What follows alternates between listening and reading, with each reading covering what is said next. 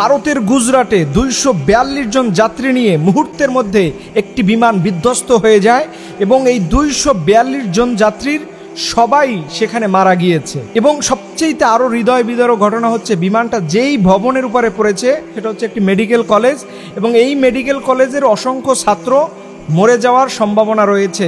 আমরা আমাদের মহান আল্লাহর কাছে দোয়া করি, হে রব, আপনি আপনার গায়েবী মদত দ্বারা এই বিমান দুর্ঘটনায় যে মানুষগুলো মারা গিয়েছে এর প্রত্যেকটা ফ্যামিলিকে আল্লাহ আপনি ধৈর্য ধারণ করার তৌফিক দান করুন। দেখেন, এই আলোচনাটা করার পিছনে আপনাদের জন্য দুইটা গুরুত্বপূর্ণ শিক্ষা নিয়ে এসেছি। এক নাম্বার শিক্ষা হলো, আপনি যখন বিমানে উঠবেন, ইসলাম কতটা সুন্দর এবং কতটা নিরাপত্তা দেয়।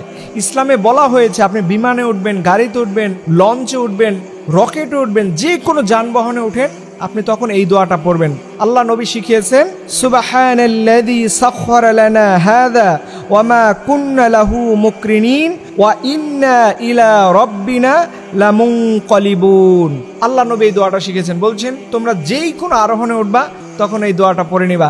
দেখেন, এখানকার অনেক মানুষ হিন্দু আছে, অন্য ধর্মের আছে, বিভিন্ন রকমের মানুষ আছে, কিন্তু এইখানে যদি কোনো মুসলমান থেকে থাকে এবং এই মুসলমান যদি এই দোয়াটা পড়ে ওই যানবাহনে আরোহণ করে, আল্লাহ নবী বলে এই দুর্ঘটনায় যারা মারা যায় তারা শহীদ হয়ে যায়। সুবহানাল্লাহ। দ্বিতীয় নাম্বার শিক্ষাটা এই আলোচনার মধ্যে আছে, সেটি হচ্ছে আপনার মরণ যে কোথায় হবে এটা আল্লাহ তাআলা বলে দিয়েছেন। আল্লাহ বলছেন, কুল ইন্নাল মাউতাল্লাযী তাফিররুনা মিনহু ফাইন্নাহু মুলাকিকুম। তুমি যেখানেই যাও, 7 আসমানের উপরে যাবা, অতল সমুদ্রের তলদেশে লুকিয়ে থাকবা, কোথাও গিয়ে তুমি বেঁচে থাকতে পারবে না। যদি আল্লাহ তোমাকে ধরে ফেলে তুমি ধরা পড়ে যাবা। তাই বোঝা যায় যে দেখেন, ইসলামটা কত ফ্লেক্সিবল, ইসলামটা কত ক্রিস্টাল ক্লিয়ার। কেউ কি কখনো চিন্তা করছিল যে এই মানুষগুলো বিমানে ওঠার পরে তার জীবন যাবে? কেউ কিন্তু মনের অজান্তেও ভাবেনি। কিন্তু আল্লাহ তাআলা কোরআনে বলছে যে মানুষ যেই জায়গায় যাও না কেন, কুল ইন্নাল মাউতাল্লাযী তাফিররুনা মিনহু, খবরদার তুমি যেখানেই যাবা, ফাইন্নাহু মুলাকিকুম, তোমার সাথে মরণের দেখা হবে, তুমি বাঁচতে পারবে না। তুমি যতই তাকে দেখে পালাও, তুমি ফিরতে পারবে না। এখান থেকে আমাদের শিক্ষা হলো, যারা আমরা মুসলিম আছি, আমরা যেন আল্লাহর উপরে ভরসা করে বিমানে, লঞ্চে, নদীতে, ঘাটে সব জায়গায় উঠি।